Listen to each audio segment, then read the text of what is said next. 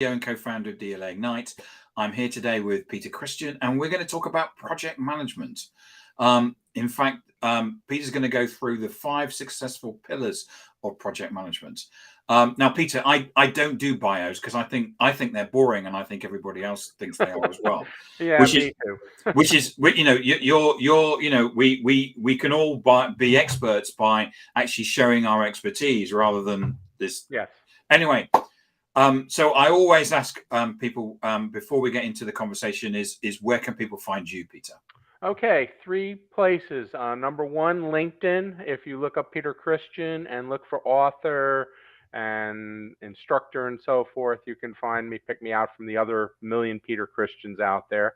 I have a website. It's P-E-T-E, ChristianBooks.com. So that's the second one. And the third one is if you want to email me, my email address is my initials, Christian53 @gmail.com. So any one of those 3, you can get in touch with me. So you've I mean, you're a really accomplished person, aren't you? I hope so. I Um, like to and, think so. and the reason why you've got a website, Peter Christian Book, is because you've written a couple. Yes, that's correct. How many have you written now? I've written 2. I've got a third one that I could turn into a book if I decide to. Haven't quite yet, but I have 2 that are actually written and published. Excellent. Yeah. And so in terms of your background, hmm what is it that got you into project management, and then how did you build that skill set out? I think it just kind of came. My educational background was in industrial engineering, which is a project type of curriculum by nature. Mm. So when I got into working, particularly with Crayola Corporation, I just wound up doing a lot of project work. In fact, I ran the project engineering group for about 3 or 4 years, which was primarily to do projects in the operational arena. So it just kind of came naturally, and it kind of headed me towards consulting ultimately, which is basically doing projects for other people. So it was just kind of a natural flow, I guess. Excellent. So should we go through the 5 pillars then? Absolutely. And we should clarify they're my 5 pillars because They're I'm sure your if 5 people, pillars, aren't they, my Peter? 5 pillars, because I'm sure if people look it up, they will find other people who have 5 different pillars, and that's okay. These are the 5 that I think really solidify project management. So the 5 pillars of project management in 17 minutes. Go. Go. Okay, number one is certainly to have a plan. You need to know what you want to do, what you want to accomplish, what you want the end result to look like, and then put a plan together that gets you from wherever you're at to wherever you want to go. Particularly, what you do is, and there's one tool called the project charter, which I think is the most important tool in the project management toolkit, where you lay out basically what it is you want to accomplish, how you're going to get there, who's going to help you to get there, what the team looks like, what the milestones are going to be, the budget, and so forth. It's a comprehensive but a fairly limited document. It's only maybe 3 pages long, possibly 5 if you have a really large project.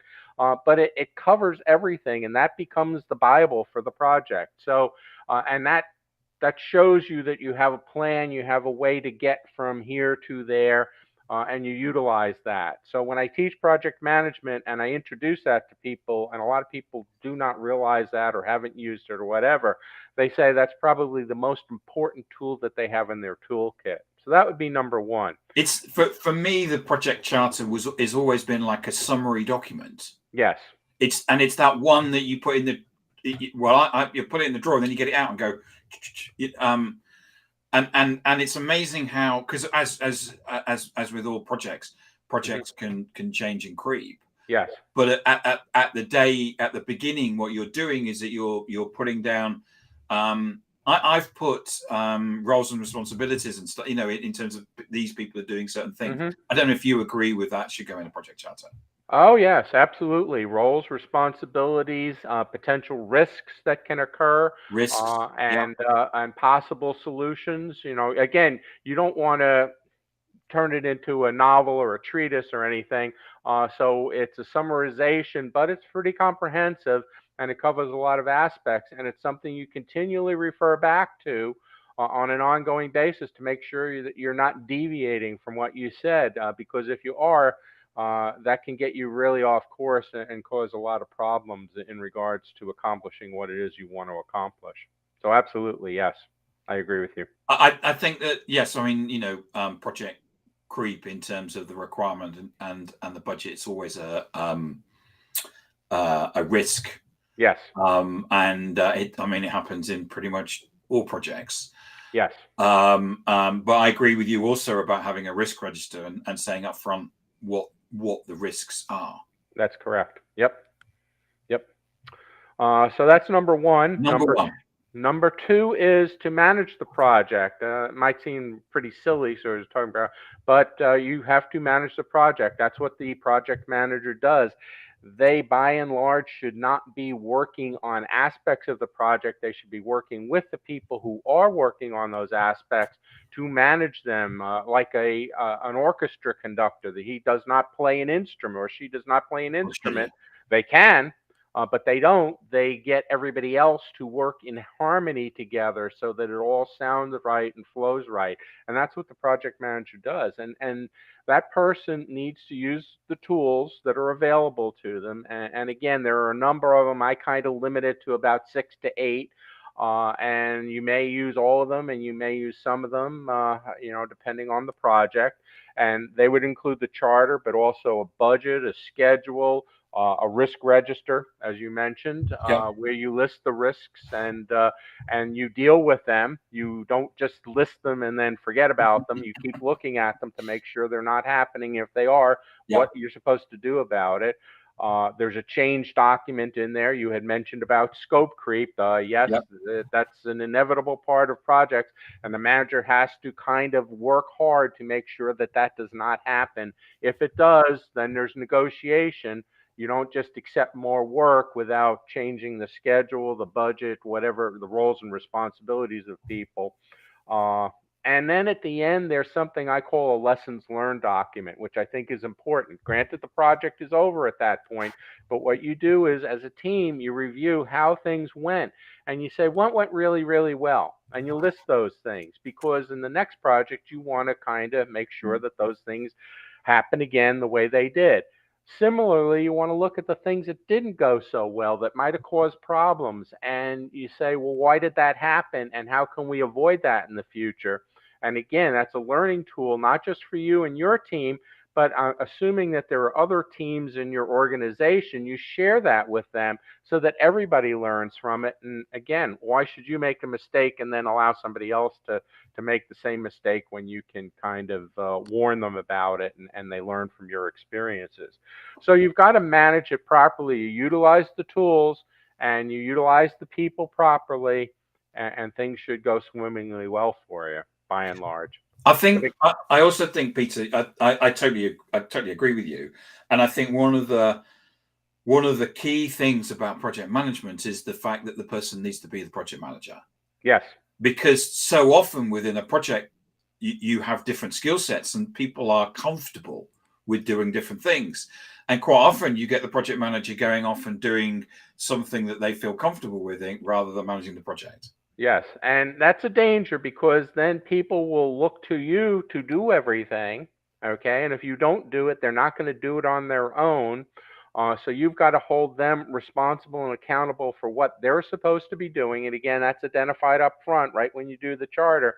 And then you hold them to those things. And if you start to do it for them, there's a lot of people that'll let you do that, and then it all falls on you. And depending on the complexity of the project, that could be a yeoman's task, and you don't want to have that happen. You are the manager, and I got to keep stressing that. Managing the people to make sure that they get done the things that are necessary to make the project successful.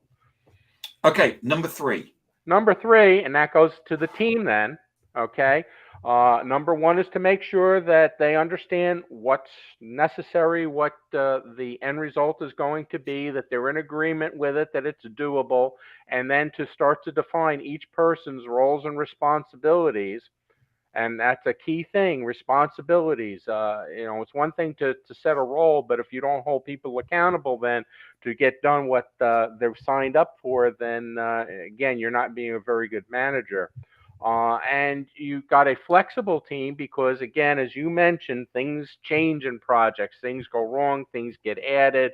I have never had the perfect project in my entire career where there wasn't one problem that cropped up. There were going to be. I think there was an old saying about plans that they're as good until you try to enact them and then things change. Well, that's very true in projects. And you have to be adaptable. You have to be flexible. People can't say, well, that's not what I signed up for. Well, guess what? Yes, you did. Okay. Because at the bottom line is, and all other things as the manager sees fit. So you've signed up for it, deal with it. Okay. That's just life. And I've run across people that are like shocked when there's a problem that crops up. And I go, that's normal. Get over it. We just deal with it and we move on. But there's some people that think that everything is just going to go swimmingly well, just the way you wrote it. And it doesn't work that way. Yeah. So you want to have a flexible team that all have the appropriate skills. Hopefully, you've worked with those people before. And you trust them and you understand what they're doing and they understand what you want, and it all works again in harmony, like the symphony orchestra, where each section does its part and it all comes out nice and smoothly. And when or how often should you review those things? There's no set rule. I hate to cop out and say as when needed, but quite honestly, that's the case. If you overdo it, okay, if you do stuff too much, if you meet too often, if you over communicate, you will turn people off to where they'll spend more time dealing with you than they are with the project. So you establish some basic points, milestones where things need to be done and making sure that they happen. So you certainly want to have it then. But, if a problem crops up, you don't want it to foster and go too long before you address it. And if things are going swimmingly well, you just leave it alone for a little bit of time. So you get used to it as a good project manager. And as you deal more and more with projects, you get a sense for when it makes sense to have a meeting and to review with folks, either as a group or on a one-on-one basis, whatever the case may be, and you get a good feel for it, and then you work at it from there. Right. Okay. Thank you. Okay. Number 4 then, and we kind of touched on it a bit, is communication. Yeah. And that starts right at the beginning with once you've defined what the project is and what the outcome is supposed to be, and getting that across to the team and getting agreement. And I talk about communication a lot. I think that's a very important aspect of projects and project management, good communication. And good communication is not, and unfortunately, we fall into this trap because it's so easy to communicate. We can send out a text, we can send an email, we can send whatever, but we don't follow up. Communication is not just doing that. It starts with communicating or sending whatever it is that you need to send, whatever message to the person or persons that need to have that information or whatever the case may be. Then after that, you follow up to make sure that they actually got it and read it and understand it. And sometimes that doesn't happen. And that's a danger because things get lost. I can't tell you how many emails people said, I never saw it. So I regularly follow up, and I do this with my class when I send stuff out. I follow up with them and say, now, did you get whatever? And does it work? And does it make sense? And they say, yes, it does. And thank you very much. And sometimes I have to chase them down to find out because they don't get back to me. But that's the part that you have to do as a project manager. So you send it out. They receive it. You understand that they receive it. Next thing is, do they understand what they received? Okay, Yeah. just because they got it doesn't necessarily mean, because we all interpret things differently, even though we Yes. should be kind of on the same wavelength. We come at things from different points of view. I mean, look at it. You've got an engineer maybe on the project. You got a marketing person. Well, engineers and marketing people don't communicate real well together. So you got to make sure that they both understand what you're talking about and they get the concept. And finance and HR and on and on and on. They all come at it from their own viewpoints, and you've got to make sure that they understand what your viewpoint is and what you're trying to get across. So once you've got that, then the last part is there an agreement? Because just because you sent it and just because they got it and just because they understand it doesn't necessarily mean they agree with what you said. There may be differences of opinion. In fact, I'd be surprised if there aren't. And you need to talk about those things and come to some resolution because one, you may have made a mistake. You might have oversimplified something or overcomplicated it, or it just doesn't make sense, or whatever the case may be. Or there may be a better way to do something from what you laid out, and you want to hear that because if there is, you certainly want to utilize that. So you come to whatever the compromise or compromises are, and then the communication is complete. And then one last aspect, then you do something about it. Okay, so it's great that you got all this information and stuff, but if you don't do anything with it, it's really kind of useless. The reason for sending information is to let people know what's going on, and so actions can be taken. And if no actions are taken, then there's a failure in the communications link. So those are the things, and I stress that to people. I've written about it, and I promote it, and hopefully your listeners will agree that communication is important, done correctly. Okay.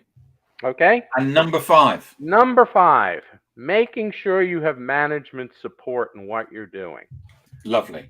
Okay, do not start, particularly on something that really will impact a lot of people, if you don't have management support, because at the worst possible time, you can get your project pulled, or you can have it changed, or you can find out that people are saying, well, I never agreed with that, and Yep. why are we doing this? That is not where you want to be. Now, if it's a personal thing that you're doing, let's say it's within your department, it's no big deal, and it's not going to impact a lot of other people, no problem. But usually projects impact a number of different folks. We tend to call them stakeholders, Yep. okay? And you need to make sure that before you get started, that you've got the management okay, that yeah, you're headed in the right direction. Yes, they agree with what you're doing and how you're doing it, your budget, your schedule, who's working on it, what the end results are supposed to be, and so forth. Because if you do not have that, management can make you look very, very bad. You can make yourself look very, very bad for not making sure that that happens. So make sure you've got management support at the start. And as things change, make sure that you're keeping them aware of what's going on and what the changes are and what the impacts are going to be. They're typically the ones that are going to come and try to scope creep on you. They're the ones that are going to sneak in and say, Pete, if you could just do this one other little thing in the project, that would be really, really cool. And of course, that one little thing becomes a big thing and can have major ramifications to it. So you need to make sure that management is aware of what's going on. They continue to support you and whatever the changes are. And if they have something that needs to be changed, that you discuss that and you incorporate it and do whatever is necessary within the project to accommodate whatever the changes are that they're looking for. So those are the 5 pillars that I work with. Of course, there are lots of other things in there, sub pillars and all that good stuff. But if you've got those 5 covered, you're going to have a pretty successful time as a project manager. I think it's great advice to manage and learn to manage upwards in life. Yes. And make sure that the stakeholders are aware of what's going on and are bought into it. Yeah. Because as you say, we live in unpredictable times, and all of a sudden people say we're going to cut some budget. Well, where do we cut the budget from? And you need to make sure that it's not your project. And part of that is managing people's expectations and managing them and getting them to understand that what you're doing is priority. Yes. Yeah. Very interesting thing from what you brought up with, let's say, budget cutting. I had one where I worked for a VP, and we were talking about cutting dollars and stuff. And at the time, Lee Iacocca was a very popular person and had written some books and one on project management. And the VP said to me, well, Iacocca says he can cut 10% of anything at any time. So I grabbed the book and I went through it, and I finally found the page where he talked about it. And he says, yes, I can do that. However, the ramifications from that was the part that the VP left out. So I went back, had it underlined, put it in front of him and said, you left out an important part here. Yes, you can cut 10% at any time, but what is the outcome going to be of that 10%? So you really have to make sure what it is you're cutting and what the impact is going to be before you go doing it, rather than just willy-nilly saying, 10%, get rid of 10 people from your department. You got 100, you got to get rid of 10 of them because that's 10%. What does that do to the department? That type of thing. So you've got to be very, very careful when you make statements and do things as to what the impacts are going to be. And that's why it's important when people come with changes, what is going to be the impact then on the project? And people need to understand that before you agree to whatever the changes are that they want. Absolutely. Well, thanks, Peter. I really appreciate you coming in and talking about the 5 pillars of project management. Excellent advice. Sure. Thank you. Absolutely excellent advice. I've made loads of notes. And thank you so much for coming on. Remind people where they can get hold of you. Okay, so 3 places: LinkedIn, Peter Christian, author, speaker, adjunct professor, project management, PeteChristianBooks.com, which is my website, and then you can email me at phchristian53@gmail.com. Any one of those 3, let me know what it is you'd like to talk about, and we'll go from there. Fantastic. Thank you so much for coming on, Peter, and talking about project management. Great advice. Appreciate it. Thank you for having me.